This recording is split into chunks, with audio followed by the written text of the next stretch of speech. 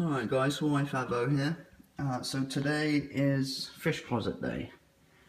I had originally documented through a series of smaller videos the progress of getting the connection set up under the sink, drilling through the wall, getting the access panel set up, setting up the RDI system, mounting it, all that good stuff. And unfortunately, just through not paying attention, I deleted the videos before they'd been uploaded to Dropbox off my phone. So unfortunately, I lost all those videos. So I'm just going to do this video now to bring you guys up to speed. So as you can see, we're using the same connector as we did last time on the previous sink. And that line runs round the back there and through the hole in the cabinet, which leads through the wall and into the fish closet. The second line is the drain line, and it connects via a saddle clamp here, which was included with the Bulk Reef Supply 6-stage filter system. This was actually installed by my wife. She did all this herself. She's quite handy like that, and she likes to get involved sometimes. And she even put the loop in as well to stop the water when it's draining through the sink, gravity feeding back down through the tube. So that was really good of her as well. So that's pretty much it under the sink. I'll tidy this up, but you guys don't need to see that really.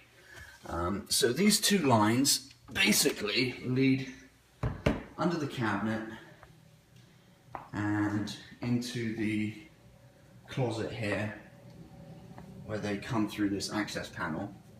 I have a cover for the access panel, which I will be drilling 2 holes for the tubes to go through, but for right now I really needed to get some water mixed up and do a water change, which I haven't done yet, but I've mixed the water up thankfully, so we're all good in that respect.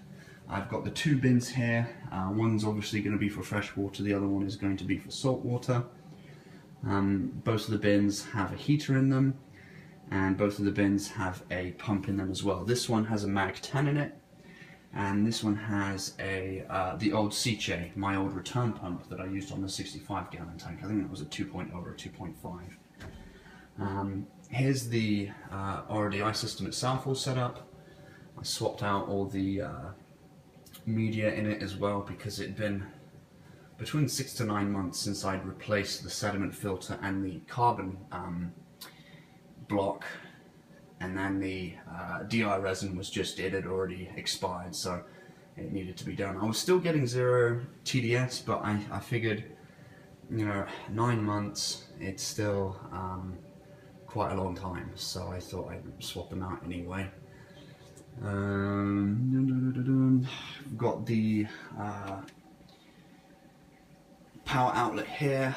This will be, again, everything will be tidied up, but this is where I'm connecting to, so I don't have to worry about electric lines or water evaporating out of the bins and dripping out through the power cables connected to the pump or to the heaters. Any splashes, things like that, I don't have to worry about because everything's going to be mounted and up high. And that's pretty much it. I've just got a few general supplies up here. Again, it's not very tidy, very clean. It's just let's get things in and get going, because I really needed to get a water change done and get water mixed up for the auto top off as well. So kind of a down and dirty setup. However, that's not going to be the case for too long, as I've ordered some couplers and some valves to enable me to have a little bit more control over the RDI system and the water station.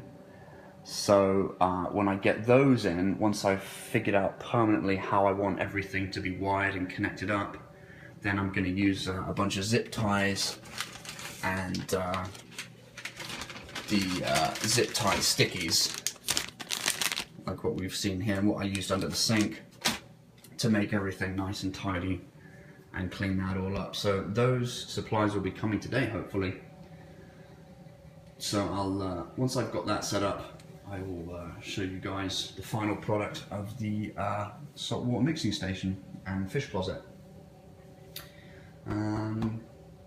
One thing I might as well mention while I'm here is that on a few of the comments on my previous videos were indicating that you guys would like to see the tank set up here, and after giving it some thought, I have decided I think that's what I'm going to do. So that's partially why I set the RODI system up here, is because I'm going to use this panel here and this wall here for the electronics. I'm not going to go into too much detail right now because that's not something that's going to happen until next year. But I think it's definitely very doable, especially as I am going to be considering having that panel put in to hide everything down the back of the tank. I might as well do it all the way around. So it's definitely something that's going to be done. I think it would look nicer too because I'll be able to enjoy the tank from in here as well.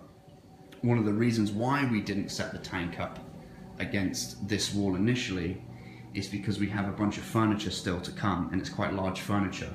So to have the tank in the way and to restrict that, great big gap there that we have would just be, very inconvenient for us. So this way we can still bring all the furniture in, and we're going to have a lot of room too. So that was kind of the main reason for not putting it here. Also, my wife was concerned about seeing down the back of the tank and it just generally being in the way. But I think once tank's moved from here to here and we've got all the furniture through, and I've shown her what we're looking at as far as a walking area. In fact, you can see it right now actually. This is basically going to be the walking area minus about 2 inches towards me, and that's it. So I think it's definitely doable, and I'm really excited about that. That'll be really nice.